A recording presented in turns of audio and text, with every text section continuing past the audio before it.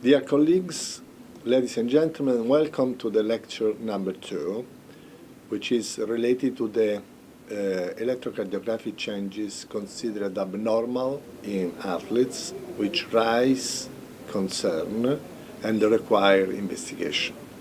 In particular, this lecture will be focusing on the negative T wave and repolarization abnormalities in general, which represent one of the most compelling issues in the electrocardiogram of the athletes. Just a mention of the paper where this first statement about the repolarization abnormality has been made by Domenico Corrado and the other people, and most recently from John Dresner and the Seattle criteria. In both these documents, we listed that T-wave and ST segment depression are on the first line electrocardiographic abnormalities in the athletes. These electrocardiographic changes should be considered as abnormal, uncommon, training not related, and require careful investigation in order to understand if they represent the expression of a patent cardiovascular disease. Which are the determinants of T-wave inversion? As you can see here, there are a number of factors that have been considered as a possible determinants of the T-wave in terms of prevalence, extent, and severity.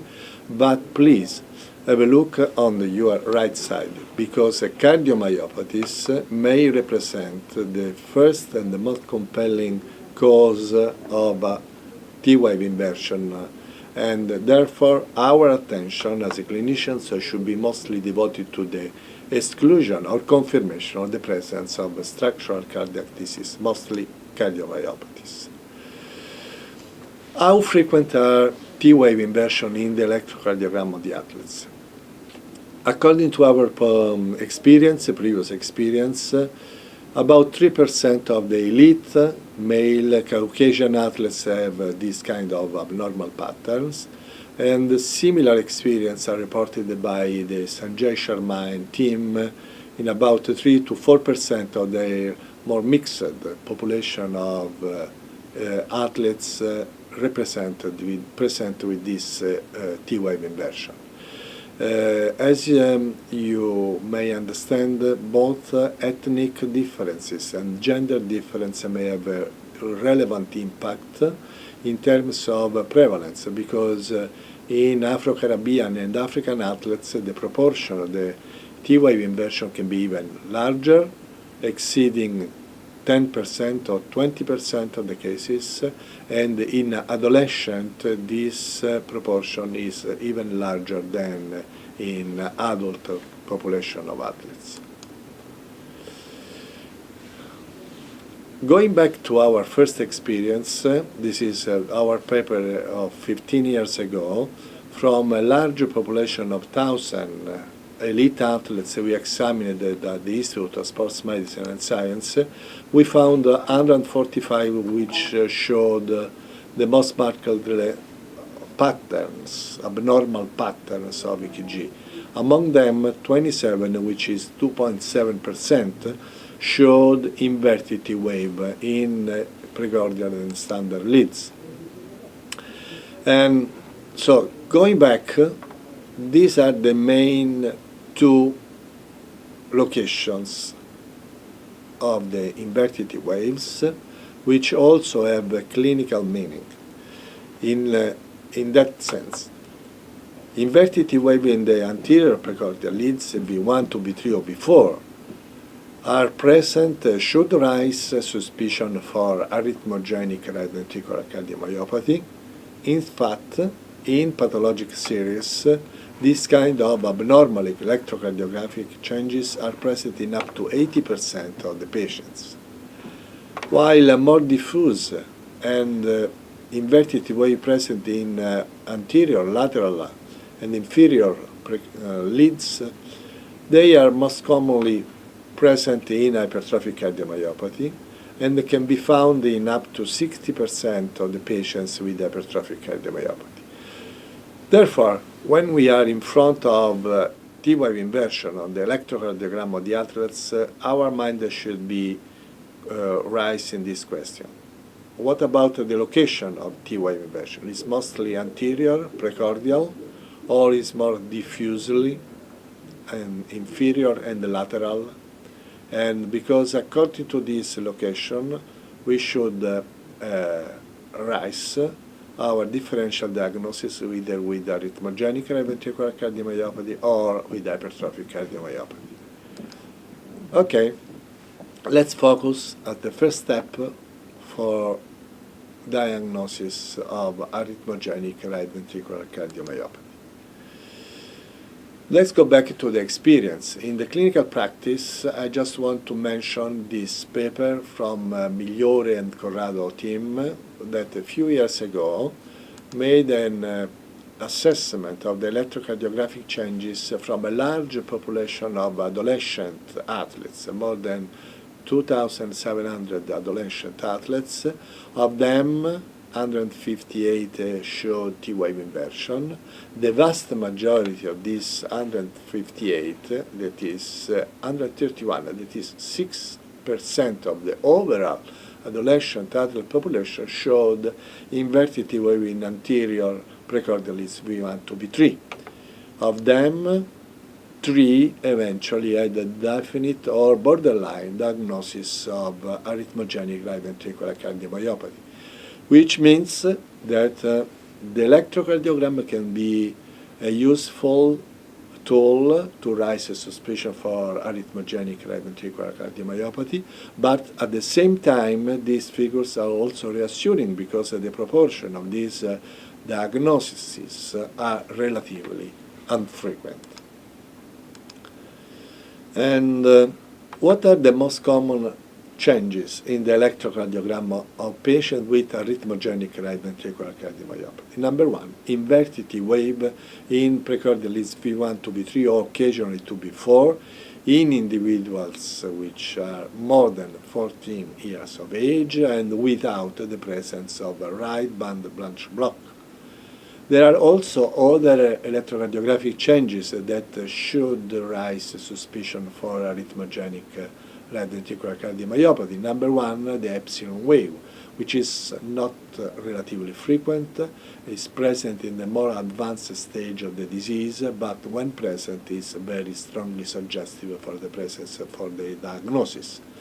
Then the arrhythmias, including the non-sustained or sustained ventricular tachycardia with the left bundle branch morphology, and premature ventricular beats, which may be frequent, more than 500 in 24 hours, again with left bundle branch morphology configuration. And go back to the practice. This is one of the examples that is considered typical for inverted T waves in arrhythmogenic right ventricular cardiomyopathy, where you can see just the inverted T waves in precordialis V1, V2, V3, and very mild, flat and diphasic T wave in V4. Some additional example, please, again. This is a patient with arrhythmogenic right ventricular cardiomyopathy where more extensive, most diffuse process of the disease, involving partially also the left ventricle, where the inverted T wave extends from V1 to V3 to V4 to V5 and partially to V6. Indeed, in this case, which is much more complex, here you can see also this small delayed pattern which is consistent with the epsilon wave. Here the figures of the epsilon wave, which is more clearly visible as a delayed depolarization. And here again we have the arrhythmias. We have the premature ventricular contraction with the left bundle branch block morphology and the inferior axis, and here on the bottom the ventricular tachycardia with the same morphology. This is another case where a more advanced stage of arrhythmogenic right ventricular cardiomyopathy, more diffuse, where you can see a small voltages and the inverted T wave here, quite evident. And let's go to the sports medicine practice. This is one case that we observed a few years ago. The electrocardiogram that you can see here is clearly abnormal. There are a number of changes that should be considered not typical of an athlete. And let's go here. In the precordial leads, you have inverted T wave starting from precordial leads V1 to V3 to V2, V3, but extending also to precordial leads V4, V6, and V6, yes, which suggests a more diffuse extension of the disease. Indeed, there is a marked left axis deviation consistent with the fascicular anterior block, possibly some changes in the atrial wave. So the overall picture of the electrocardiogram was clearly abnormal.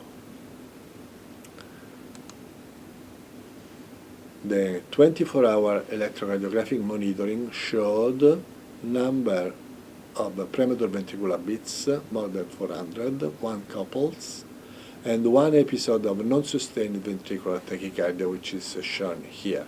3 beats with a relatively strict, relatively narrow interval, RR interval 290 milliseconds. The signal averaging late potential show the presence of positive late potentials. And what about the imaging?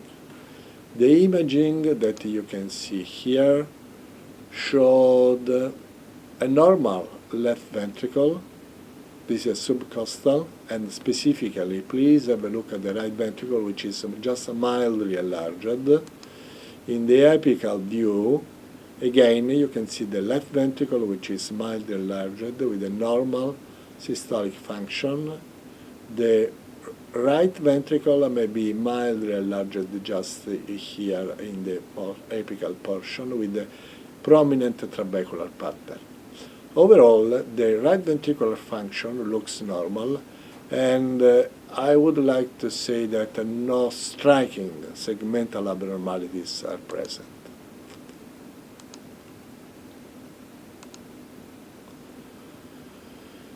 Maybe just a mild asynchrony of the right ventricular apex. However, these athletes eventually died, and the pathologic investigation showed that in the interventricular septum, also in the left ventricle, but also in the right ventricle here, there is an extensive fibrosis, as shown here. And in the histologic examination, we found this marked increase in the interstitial space with a marked increase on fibrosis. Relatively low fat and mostly fibrosis. So the final diagnosis was an arrhythmogenic right and left ventricular cardiomyopathy, which started from the abnormal electrocardiogram. However, after careful investigation, including the imaging testing, there is also the chance that you cannot find any relevant abnormalities in the right ventricle. And how should we consider the T-wave inversion in anterior precordial leads in the absence of evident cardiac disease? This is not relatively uncommon. Our previous experience in the 27 athletes that we found with the T-wave inversion in precordial leads, 16 showed T-wave inversion in anterior precordial leads. No one actually showed evidence of arrhythmogenic cardiomyopathy or any other disease. This is one clear example. Clearly inverted T wave in precordial leads in a 28 years female runner. And the images, you can see in the right ventricle, there are still images of several years ago, but the athlete was totally asymptomatic and still in a good shape. This is also the experience that came from the work from Sanjay Sharma and Papadakis, where athletes in showing inverted T wave in precordial leads, anterior precordial leads, not uncommonly, had no evidence of any cardiovascular disease. And specifically, we have to mention that the Afro-Caribbean athletes usually present this kind of pattern, where inverted T wave in precordial leads V1 to V3 is common, usually associated with the ST segment elevation with this kind of dome pattern and then followed by the inverted T wave. According to the available science, this kind of pattern should be considered a normal variant in Afro-Caribbean athletes. This is also true in adolescent African athletes. And so at the present time, we believe that the black athletes may present as an ethnic variant in about 10% of the cases the presence of inverted T wave in anterior precordial leads V1 to V3 or V4, which are in the absence of structural cardiovascular abnormalities, and in the short-term follow-up, which is now available, they do not develop symptoms or they do not develop any events. And therefore, in the clinical practice, we consider that this kind of patterns should not raise particular concern, should be under observation, but should not be considered as a sign of a cardiac disease, that not justify the restriction from sports participation, do not require invasive additional testing. What about now the other part of the lectures? The inverted T wave, diffuse inverted T wave, inferior, anterior, and the lateral leads suggestive for hypertrophic cardiomyopathy. We know that this, again, started from our experience. When T wave inversion is diffuse, the chances to actually find a disease, in particular hypertrophic cardiomyopathy, are much larger. From the 27 we observed in our previous investigation, 11 had diffuse inverted T wave in anterior and lateral leads, and 3 of them showed evidence of hypertrophic cardiomyopathy. And so almost a similar experience is reported from Papadakis and Sharma. Again, when the inverted T waves were present, diffusely present in anterior, lateral, and inferior leads, the occurrence of hypertrophic cardiomyopathy was much larger. And what are the electrocardiographic abnormalities which are commonly present in hypertrophic cardiomyopathy? The repolarization abnormalities with a T wave inversion in anterior, V4, V6, and the standard leads are quite common, may be present in about 60% of the cases. Then there are also a number of other electrocardiographic abnormalities, including pathologic waves, left atrial enlargement, conduction abnormalities, left axis deviation, or, as we mentioned in the lecture number 1, just an isolated increase in the RS voltages or normal pattern in about 5% of the cases. Now let's have a look at some of the electrocardiographic abnormalities that we found in hypertrophic cardiomyopathy patients. Please, what you can see here is a left axis deviation mark, the left axis deviation compatible with the anterior fascicular block. Then there is an inverted T waves In lateral leads, please consider in AVL, and the precordial leads V2. One other example here, please consider how is right axis deviation, the conduction delay, the mild Q wave present here in the inferior leads, not very striking abnormalities. This is one other example where there are repolarization abnormalities such as T-wave inversion here present, precordial leads and standard leads, inferior standard leads. Another example, again, mild repolarization abnormalities, no additional other changes. And let's go to this specific case. Please have a look at this electrocardiogram. Originally, when we saw for the first time this electrocardiogram, we were not very impressed. However, please consider that there is an inverted T wave in VL and final inverted T wave in V2.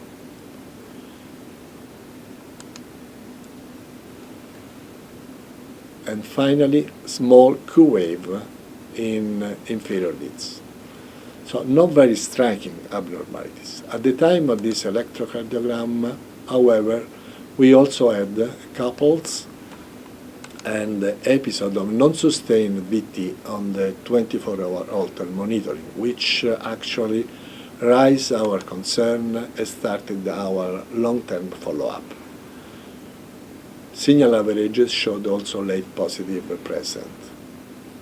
During the follow-up, this is the first echo that we observed at the first observation, where the morphology of the left ventricle was quite normal. Maximum wall thickness was just 12 millimeter.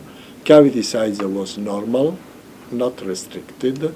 But during the follow-up, we had the chance to see these changes. This is the first observation here, 1995. Those are the images that I already showed you before. And then after years, in 8 years, you can see the differences.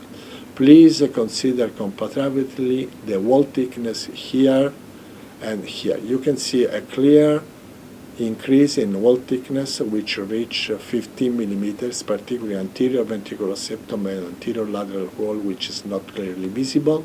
And please consider also cavity size, which is mildly reduced from 50 to 48, but also the shape of cavity, which is perfectly rounded here, and here start with some prominence of hypertrophy here. So the T-wave inversion may have a clinical predictive value in terms that the inverted T-wave precede the development of left ventricular hypertrophy.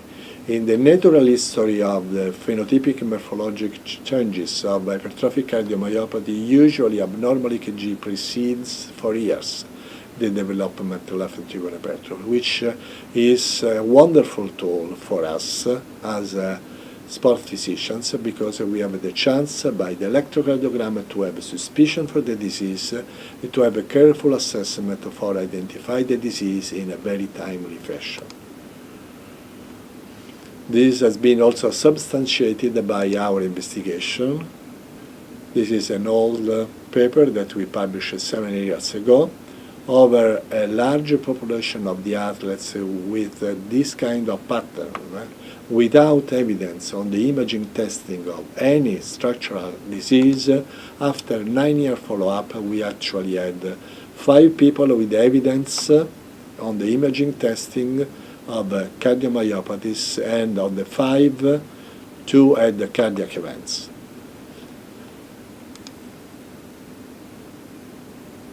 Just to show one example, this was a soccer player at the age of 28, where the electrocardiogram is clearly abnormal, showing inverted T wave in the inferior leads, in the precordial leads, with increased voltages. At that time, the echocardiogram was completely normal in terms of morphology, dimension, and function. After a few years, the electrocardiogram was even worsened, where here actually you can see a deeply inverted T wave associated with the ST segment depression, and the echocardiogram clearly showed a thickening of the apical portion of the left ventricle, which was not clearly visible on the first time. So how can we be confident to exclude the diagnosis of hypertrophic cardiomyopathy when we have an inverted T wave or repolarization abnormality on the electrocardiogram? We strongly suggest to have a careful clinical assessment, including family screening, in consideration that hypertrophic cardiomyopathy is a genetic disease. We have the chances, looking at the family, particularly with the electrocardiogram in the family, to have some confirmation, some suspicion of the disease penetrance in the family. And with regard to the imaging, not always echocardiography is enough. And we suggest to utilize a cardiac magnetic resonance with late gadolinium enhancement. This is for diagnosis. Exercise testing and 24-hour or 48 hours Holter monitoring are also useful, but mostly to assess the presence of arrhythmias and therefore useful for risk stratification. And let's have just a short look at the imaging. What do we have to look in the imaging to identify hypertrophic cardiomyopathy? Number one, don't be surprised. We have to look at the cavity. In other terms, we have to look at the dimension of the cavity and the shape of the cavity. In fact, the shape of the cavity is very early become abnormal in hypertrophic cardiomyopathy. As you can see here, in the area of wall thickness, there is an increase in wall thickness which is going towards the cavity, in a way that the shape of the left ventricle becomes abnormal. This is even more marked here. As much as the hypertrophy grows towards the left ventricular cavity, which becomes here a more elliptical shape.